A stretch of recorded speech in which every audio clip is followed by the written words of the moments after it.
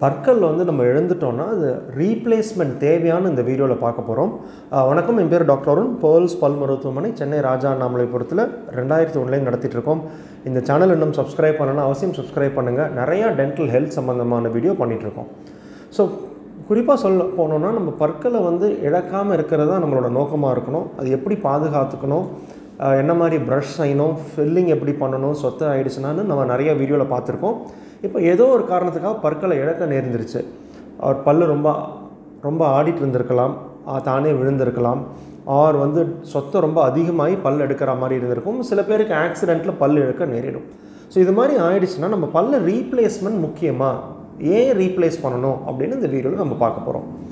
First important thing நம்ம என்ன புரிஞ்சுக்கணுன்னா, நம்ம ஒவ்வொரு பல்லும் வந்து 32 பல் இருந்தாலும் ஒவ்வொரு பல்லுக்கும் ஸ்பெசிஃபிக் ஃபங்க்ஷன் இருக்குது. இப்போ இன்சைஸார் பார்த்தீங்கன்னா இன்சைஸாருக்குன்னு ஒரு ஃபங்க்ஷன் இருக்குது, மோலாருக்குன்னு ஒரு ஃபங்க்ஷன் இருக்குது. ஸோ ஒவ்வொரு பல்லுக்கும் ஒவ்வொரு ஃபங்க்ஷன் இருக்குது. ஸோ சவைச்சு சாப்பிட்றதுலேருந்து உணவுப் பொருட்களை கடிக்கிறதுலேருந்து ஸோ ஒவ்வொன்றுத்துக்கும் ஃபங்க்ஷன் இருக்கிறதுனால எல்லா பற்களும் ரொம்ப ரொம்ப அவசியம் நம்ம வாயில். That is number 1. நம்பர் 2 பார்த்தீங்கன்னா, பற்கள் தனித்தனியாக இருந்தாலும் எல்லா பற்களும் சேர்ந்து ஒரு காம்ப்ளெக்ஸாக இருக்கும். அப்படின்னா என்னென்னா, ஒரே யூனிட்டாக வேலை செய்யும். இப்போ 32 பல் இருக்குன்னா ஒவ்வொரு பற்களும் தனித்தனியாக வேலை செய்கிறதில்ல. ஒவ்வொரு பற்களுக்கும் தனித்தனி ஃபங்க்ஷன் இருந்தாலும் எல்லா பற்களும் ஒன்றா சேர்ந்து வேலை செய்யும்.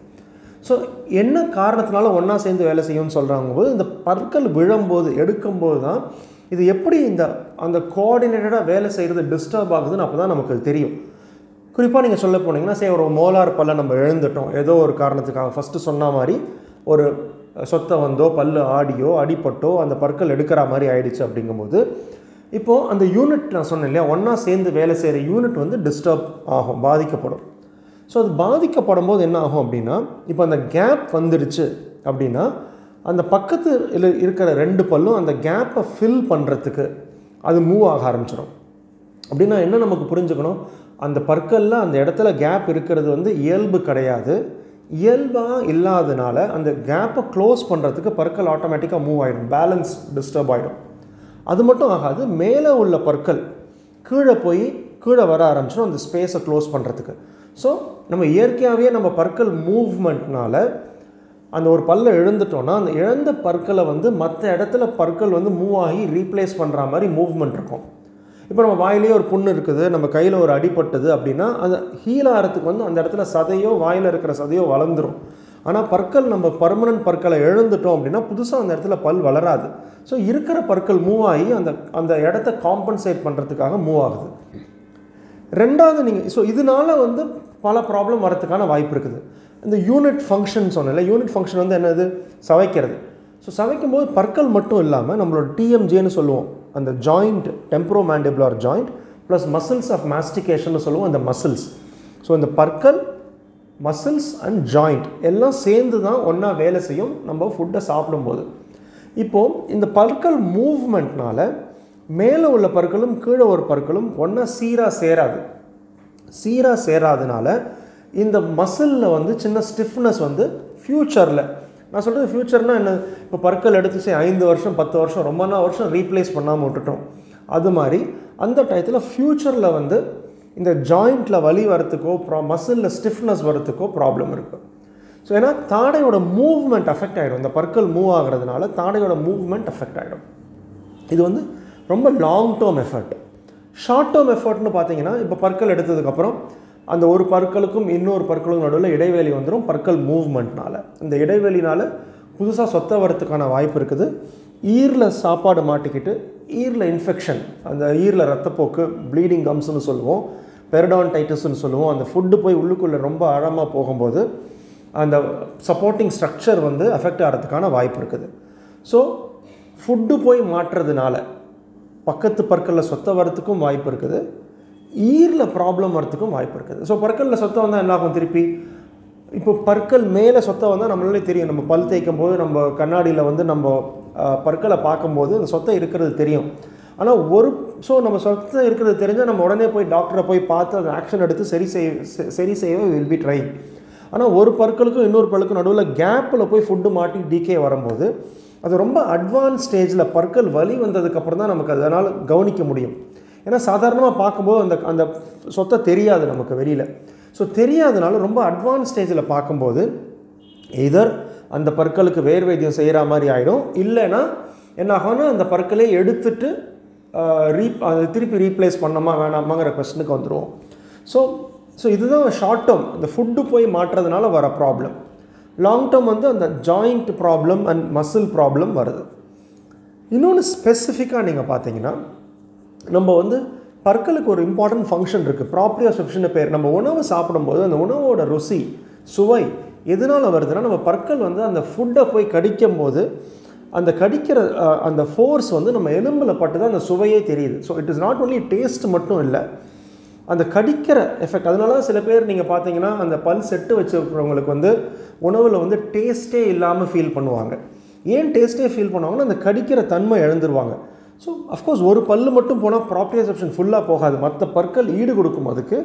ஆனால் இது மாதிரி ஒவ்வொரு பற்களும் இழக்கும்போது நம்மளோட ப்ராப்ரியோசெப்ஷன் சக்தி குறையிறதுனால அந்த உணவை வந்து கடித்து சாப்பிட்டு அந்த சுவைக்கிற தன்மை குறைஞ்சிடும். ரெண்டாவது, இந்த கேப் வரும்போது அந்த கேப்பில் வந்து ஆட்டோமேட்டிக்காக நம்மளோட நாக்கு வந்து கொஞ்சம் பெருசாகி அந்த கேப்பை ஃபில் பண்ணுற மாதிரி ஆகிடும். ஸோ அந்த நாக்கோட மூவ்மெண்ட், நம்ம பேசுகிறதா இருக்கட்டும், நம்ம இன்னும் சில பேருக்கு ஃப்ரண்ட் பல் இல்லைன்னா அவர் ஃப்ரண்ட் பல்லில் கேப் வந்துருச்சுன்னா பேசும்போது வந்து உமிழ்நீர் வெளியில் வரும். ஸோ ரொம்ப கஷ்டப்படுவாங்க பேசுகிறதுக்கு, கையால் வந்து வாயை க்ளோஸ் பண்ணிகிட்டே பேசுவாங்க, ரொம்ப கான்ஷியஸாக இருப்பாங்க கேப் இருக்கும்போது. ஸோ இந்த ஃப்ரண்ட்டில் இருக்கிற கேப் பின்னாடி பல் எடுத்திருப்பாங்க ரொம்ப வருஷம் முன்னாடி, அதை ரீப்ளேஸ் பண்ணாமல் இருக்கிறதுனால அந்த கேப் ஃபுல்லாக அப்படி க்ளோஸ் ஆகி ஃப்ரண்ட்டில் கேப் இருக்கிறதுனால பேசும்போது உமிழ்நீர் வெளியில் வரும். ஸோ மற்றவங்களுக்கு அசிங்கமாக இருக்கக்கூடாதுன்னு ஃபீல் பண்ணிவிட்டு கையால் வாயை க்ளோஸ் பண்ணிவிட்டு பேசுவாங்க. ஸோ இதெல்லாம் வந்து சில மற்ற ப்ராப்ளம் வருது, இந்த இஷ்யூஸ்னால வரும். இன்னொன்று நீங்கள் பார்த்தீங்கன்னா நம்ம பற்கள் எடுக்கிறோம் இல்லையா, அந்த எலும்பு இருக்கு இல்லையா, இந்த எலும்பு வந்து கொஞ்சம் கொஞ்சமாக கரைய ஆரம்பிச்சிடும். ரிசார்ப்ஷன்னு சொல்லுவோம், இதுக்கு பேர் ஆல்வியலார் போன் ரிசார்ப்ஷன்னு சொல்லுவோம். ஏன்னா இந்த எலும்பே வந்து நம்ம பற்கள் முளைக்கும் போது வாயில் அதோடு சேர்ந்து முளைக்கிற எலும்பு இது. ஸோ நம்ம பற்கள் எடுத்ததுக்கப்புறம் அந்த எலும்புக்கு அங்கே யூஸ் இல்லாதனால டிஸ்யூஸ் அட்ரஃபி, அதாவது யூஸ் பண்ணாமல் இருக்கிறதுனால அந்த எலும்பு கரைஞ்சு அந்த இடத்துல எலும்பே குறைஞ்சிரும். ஸோ இதனால் என்ன ஆகும், நம்ம இந்த கீழ் தாடையோட இந்த பொசிஷன் இருக்கு இல்லையா, மூக்குலேருந்து சின் உள்ள நல்ல இடம் குறைஞ்சா மாதிரி ஆகிடும், கன்னத்தில் குழி விழுந்து ஒரு வயதான லுக் வரா மாதிரி ஆகிடும். ஸோ இதெல்லாம் தான் வந்து இதெல்லாம் தான் வந்து ப்ராப்ளம்ஸ், பற்களை எடுக்கிறதுனால வர ப்ராப்ளம். ஏன் பற்களை கட்டுறோங்கிறதுக்கான ஆன்சரும் இதுதான். ஸோ என்ன ஆன்சர், ஃபஸ்ட்டு பற்களை காப்பாற்றுக்கிறது பாதுகாக்கிறது நம்பர் 1 கோலாக இருக்கணும். ஏதோ ஒரு காரணத்தினால நம்ம பற்களை எடுக்கிற மாதிரி இருந்ததுன்னா அவசியம் பற்களை ரீப்ளேஸ் பண்ணணும். எதனால் ரீப்ளேஸ் பண்ணணும், நம்பர் 1 லாங் டேர்ம் காம்ப்ளிகேஷன், யூனிட்டாக ஃபங்க்ஷன் ஆகுது பல்லு. ஸோ மேற்பல்லு கீழ்ப்பல்லு சீராக சேரணும்.